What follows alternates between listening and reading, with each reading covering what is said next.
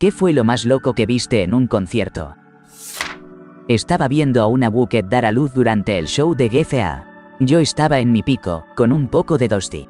La gente trataba de conseguir ayuda médica, pero aún no llegaban. Otras Wookettes comentaron que una de ellas tenía conocimientos para asistir en partos y estaba guiando a la mujer para que aguantara. El Wook hombre de la mujer estaba ahí, sin camisa, dando vueltas como trompo, haciendo ruidos extraños mientras apretaba su lata de cerveza y rociaba Coors Light por todas partes. Se notaba súper ansioso, agarrándose la cara y emitiendo gruñidos. La cabeza del bebé empezó a asomarse y los paramédicos seguían sin aparecer. Aquí es cuando todo se volvió una locura. El polvo se esparcía por todos lados, y el bebé, cubierto por los líquidos que lo rodeaban, terminó lleno de tierra flotando. Literalmente quedó todo lleno de mugre. De repente, apareció un chico como de 19 o 20 años con una gorra gigante de LRG neón y plana, y corrió gritando: «Bienvenido a la fiesta, maldita sea», justo antes de soplar una gran bocanada de humo directamente en la cara del bebé, con el cordón umbilical todavía conectado. El aroma era imposible de ignorar. El bebé apenas había nacido y ya había inhalado humo denso. Seguramente sacó la bocanada de un bong, porque el olor era potente. La gente alrededor abrió la boca de la impresión, y alguien incluso intentó detener al chico cuando empezó a correr. No avanzó más de 3 metros y seguro ya estaba bajo otro efecto. La madre sostenía al bebé, cubierto de tierra, tratando de calmarlo. Pero de forma extraña, el bebé no lloraba. Supongo que también estaba siendo arrastrado por aquel estado. Mientras el joven recibía gritos y reclamos, el papá de la Wookette explotó de repente. Se lanzó sobre él y comenzó a golpearle la cara con la lata aplastada de cerveza, esa que no soltaba. El chico trataba de defenderse con patadas y rodando. Pero el papá Wook le agarró el cabello con una mano. Finalmente soltó la lata y, con la otra mano, le asestó un golpe casi completo en la boca, forzándola a abrirse y desgarró la mejilla. Sí, le rasgó de verdad la mejilla. La escena quedó marcada por un charco rojo. Y el joven lanzó un grito desgarrador mientras la gente intervenía para separarlos. Líquido rojo en su rostro, en la camiseta y en la gorra que antes estaba impecable. Justo en ese instante llegaron los policías y los paramédicos para tomar el control de la situación. La verdad, todo fue una locura total.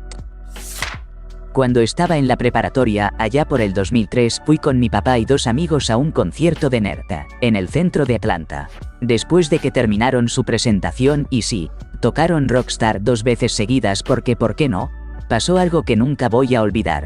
Justo enfrente de nosotros, una chica se arrodilló y comenzó a tener un encuentro íntimo con su novio, con una intensidad que dejaba en claro que no era un hecho fortuito.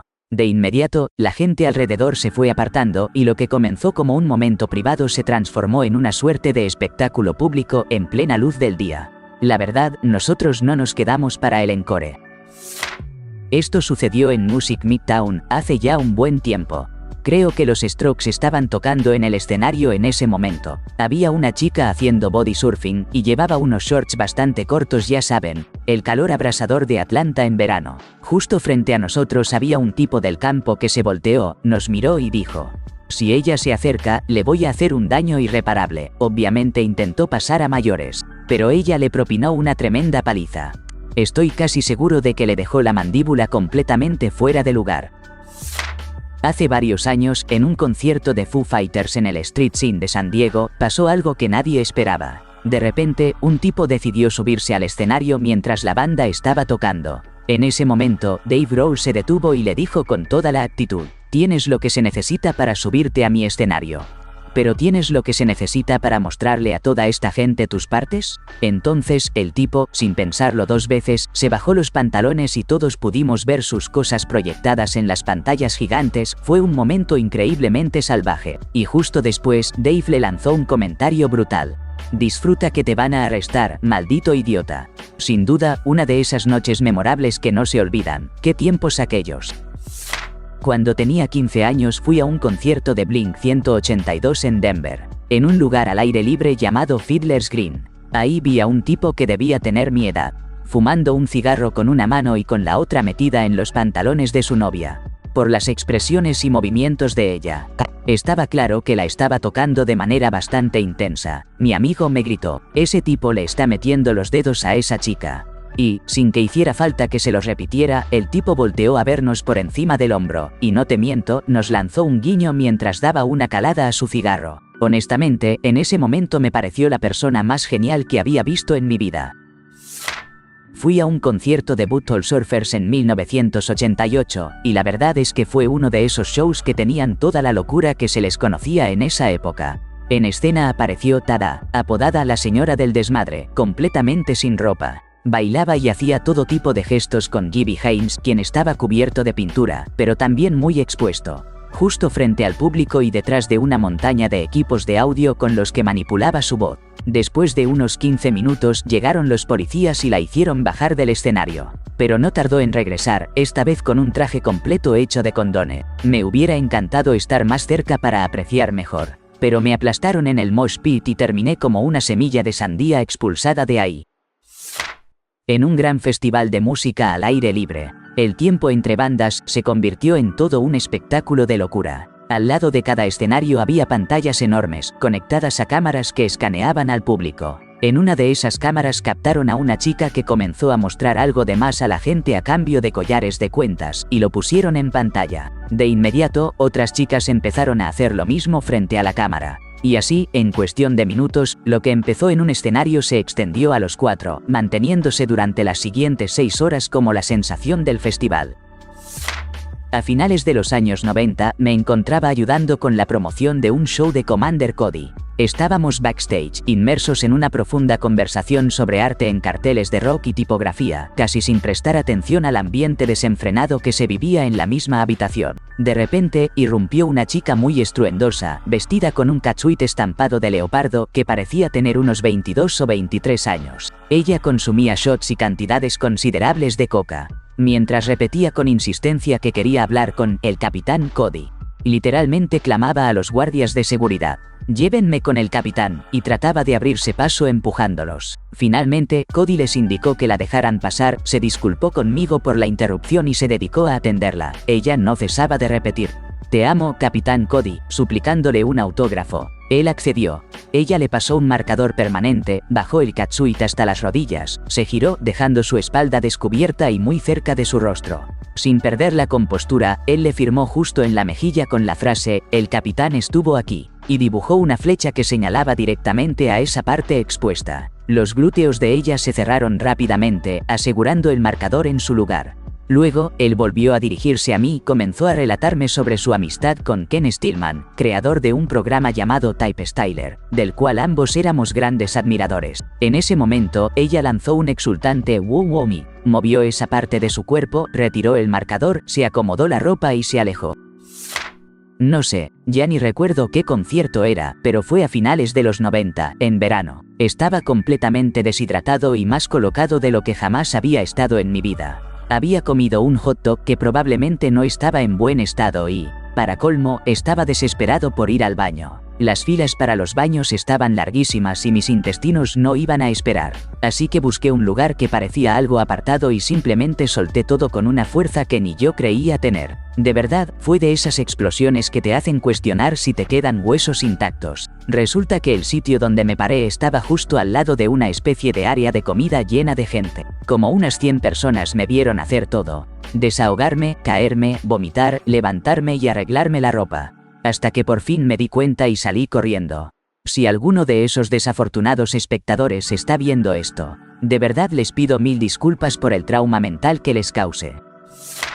Les cuento que una vez recibí un golpe contundente en la parte posterior de la cabeza durante un concierto donde abrían para Slayer. El responsable fue un tipo enorme, con anillos en los dedos, que me dejó completamente fuera de combate. Me sacaron del show en ambulancia, me llevaron a urgencias y me colocaron 3 grapas en la cabeza. Después de eso, salí del hospital y regresé al lugar donde se llevaba a cabo el concierto. En la entrada mostré al encargado mi boleto, un trozo con mi sangre seca y la pulsera del hospital. Se generó un pequeño enfrentamiento, pero él finalmente cedió y me permitió entrar de nuevo. 10 minutos después, Slayer salió al escenario y comenzó uno de los mosh pits más intensos en los que he estado. A pesar de todo, yo, terco como soy, decidí meterme otra vez y me dejaron maltrecho durante hora y media seguida. Pensándolo bien, creo que no habría hecho nada distinto. Fui a un concierto de Guns N' Roses en la época de Buckethead, era el 2002 o 2003. Los teloneros fueron Mix Master Mike y Key. Hubo como un par de horas entre que terminaron los teloneros y que Axl finalmente apareció en el escenario. Al principio comenzó con destellos rápidos de pechos por aquí y por allá. Poco a poco los camarógrafos hasta los ponían en la pantalla gigante del estadio para que todos los pudieran ver bien. Había dos chicas bastante atrevidas que eran las que más aparecían haciendo esos destellos. En un momento empezaron a besarse y la cosa se puso intensa. Todo el público abucheó cuando la seguridad llegó y les pidió a una de ellas que parara justo cuando estaba a punto de darle algo más a la otra. Por cierto, el concierto estuvo increíble, una experiencia que realmente valió la pena. Lollapalooza 1995. Apenas había cumplido 13 años, así que sinceramente no tenía nada que hacer metido en un mosh pit siendo tan chiquito. Estábamos vibrando con los Ramones cuando, de repente, el tipo que estaba a mi lado recibió una patada directa en la nariz, lanzada por un crowdsurfer. Su nariz quedó completamente torcida hacia la derecha. Y de ahí brotaba un hilo de líquido rojo que parecía no detenerse. Entonces empezó a gritar con desesperación: «No me toquen, no me toquen». Era 1995, y lo más natural fue que todos se apartaran, dejando un gran espacio a su alrededor, porque en ese instante él se convirtió en una amenaza temible que clamaba sin cesar. En el EDC 2015 me vi envuelto sin querer en una situación complicada. Intentaba evitar que un hombre se aprovechara de una chica que evidentemente estaba bajo los efectos del éxtasis o Molly. Ella mostraba una incomodidad profunda y buscaba ayuda con la mirada. Justo cuando quise intervenir, el hombre me propinó un golpe en el rostro. Me cubrí la nariz, que comenzaba a sangrar, pero afortunadamente no estaba fracturada. Mis amigos, que estaban cerca, no dudaron ni un instante y fueron a enfrentar al sujeto, mientras yo trataba de alejar a la chica de ese ambiente. Más tarde ella nos contó que se había separado de su grupo y que aquel hombre había aparecido, comenzando a tocarla de forma indebida. Al final, la chica se quedó con nosotros hasta que vio llegar a sus amigos. Se despidió y nos agradeció por haberle brindado apoyo. Fue un momento cargado de tensión, pero saber que pudimos estar ahí para ella valió por completo la pena. En 2006, durante el evento Rock the Bells en Los Ángeles, se vivió la primera reunión completa de Wu-Tang Clan desde la partida de Old Dirty Bastard. Fue un momento muy emotivo, pues aprovecharon para rendirle homenaje. En el escenario, invitaron a la mamá de ODB, quien sostenía un gran retrato de su hijo mientras todos los integrantes compartían recuerdos y palabras en su honor. De repente, Steve-O apareció de improviso, visiblemente ebrio, y subió al escenario. Tomó el micrófono para relatar una anécdota sobre una vez que estuvo preso junto a ODB en la cárcel del condado de Los Ángeles. Aunque la mayoría se mostró un poco incómoda, al final lo dejaron continuar. Luego Steve-O soltó algo como «yo también tengo un viejo truco sucio». Y de repente comenzó a despojarse de su ropa. Realizó una maniobra bastante inusual, lanzó sus partes íntimas hacia adelante, las recogió entre las piernas al estilo de El silencio de los inocentes, y en ese momento dio una voltereta hacia atrás. Después, aún con todo recogido, se giró y se inclinó, mostrando su desnudez a unas 30.000 personas. Al parecer, este acto fue bautizado como el Double Backflip. Obviamente, Raekwon casi le manda un puño en la cara, el resto del clan comenzó a maldecirlo y seguridad tuvo que sacarlo rápidamente del escenario para evitar un enfrentamiento justo frente a la mamá de ODB, que estaba visiblemente afectada por todo lo sucedido. El tipo que estaba justo enfrente de mí estaba en una llamada por FaceTime con su novio para mostrarle el concierto. Lo que sucedió fue que el novio respondió sin ropa, y la cámara del teléfono apuntaba directamente a una situación muy comprometedora.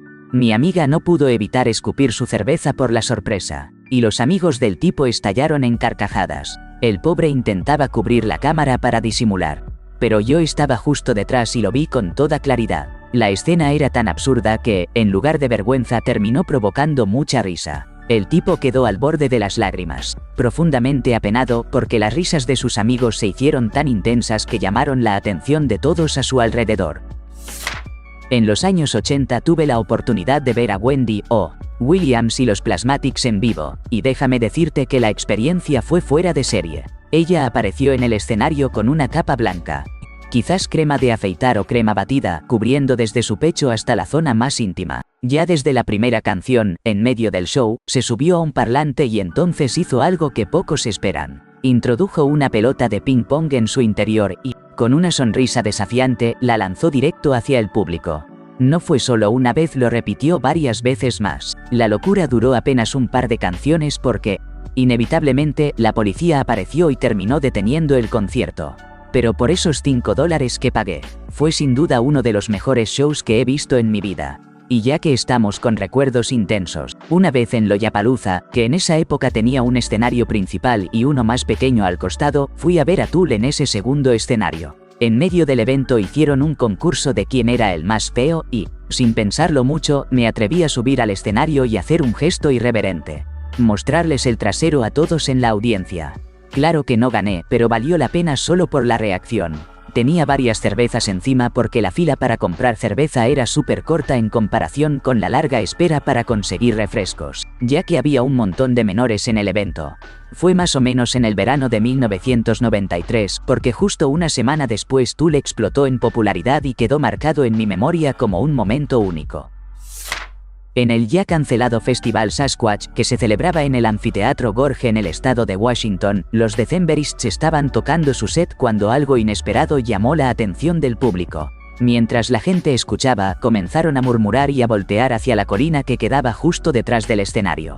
Resulta que un hombre y una mujer habían brincado la cerca y, pensando que no los veía nadie, estaban teniendo relaciones en posición vaquera. Lo que parecía una escena privada no pasó desapercibida para el equipo de cámara, que se acercó con el zoom y proyectó todo en la pantalla gigante del evento. La pareja se dio cuenta de inmediato de que estaban siendo observados y comenzaron a hacerlo aún más fuerte y rápido. Fue tanta la intensidad que llamó la atención de seguridad, quienes no tardaron en intervenir para sacarlos del lugar. Al final, el vocalista principal bromeó diciendo algo sobre lo feliz que se sentía de que la gente amara su música, aunque esa noche la experiencia se volvió realmente salvaje. En el Hecho Project presencié cómo una bucket estaba dando a luz justo durante el set de Gea. Yo apenas estaba en el pico del viaje con un poco de Dusty. Mientras tanto, la gente trataba de conseguir ayuda médica, pero aún no llegaban. Otra bucket se presentó diciendo que era partera y empezó a guiar a la mujer para que trayera al mundo a su bebé. El novio de la bucket estaba ahí, sin camisa, completamente desorientado, emitiendo sonidos extraños mientras aplastaba su lata de cerveza y rociaba Coors Light por todos lados. Se notaba que estaba muy ansioso, se cubría el rostro y gruñía sin parar. Entonces comenzó a asomar la cabeza del bebé y los paramédicos seguían sin aparecer. Y aquí es donde todo se puso realmente fuera de control. El lugar estaba lleno de polvo por el viento, y el bebé junto con todos los fluidos que lo rodeaban se cubrieron de tierra de inmediato. La escena resultaba inevitablemente perturbadora. De repente, un muchacho muy joven, como de 19 o 20 años con una enorme gorra LRG fluorescente y de visera plana se acerca corriendo y grita: «Bienvenido a la fiesta, maldita sea», justo antes de soltar una gran bocanada de humo en la cara del recién nacido. Y la placenta y el cordón umbilical seguían aún unidos. El olor era imposible de confundir. Aquel bebé acababa de recibir un inesperado saludo que dejaba sin palabras. El joven debió haber sacado esa bocanada de un bong porque era impresionante. Todos alrededor se quedaron boquiabiertos y alguien lo detuvo mientras intentaba alejarse. No corrió ni 3 metros y seguro ya estaba perdido en las nubes. La madre, con el bebé cubierto de tierra entre sus brazos, intentaba calmarlo. Algo extraño era que el bebé no lloraba, seguramente estaba tan desorientado como los que lo rodeaban. Mientras al joven lo reprendían, el padre intervino de repente. Se lanzó contra él, golpeándole el rostro con la lata de cerveza aplastada, incapaz de soltarla. El muchacho se defendía pateando y tratando de zafarse, pero el hombre le agarró el cabello con una mano. Finalmente soltó la lata y metió la otra mano casi entera en la boca del joven abierto a la fuerza, causándole una herida profunda en la mejilla. Sí, le abrió la mejilla de verdad. El líquido rojo salpicaba por todos lados, y el joven lanzó un grito desgarrador como salido de una película épica, justo cuando la gente los separaba. La sangre le cubría la cara, la camisa y la recién estrenada gorra. En ese momento llegaron los policías y los paramédicos, quienes tomaron control de la situación. Fue una locura total, una experiencia que jamás voy a olvidar. Quizá no sea lo más extremo que haya visto, pero recuerdo un concierto de American Head Charge, creo que en Ozzfest, allá por los primeros años de los 2000, metal a todo volumen ese día. Yo estaba emocionado porque Slipknot iba a ser el grupo principal después, qué ansias por ese momento.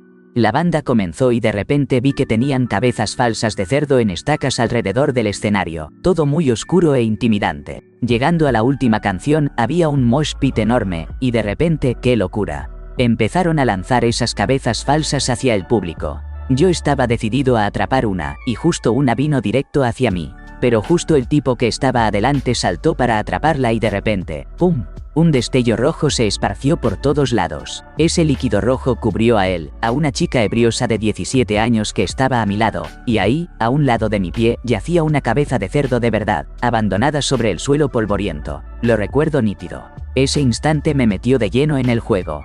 Y así empezó un Circle Pit increíble, metal puro y adrenalina total. En 1996 tuve la suerte de estar en el concierto de la gira Ballbreaker de AC/DC en el Anfiteatro Polaris. Tenía 17 años y estaba sentado en la 10ª fila, justo en el centro. Un lugar espectacular para un show increíble.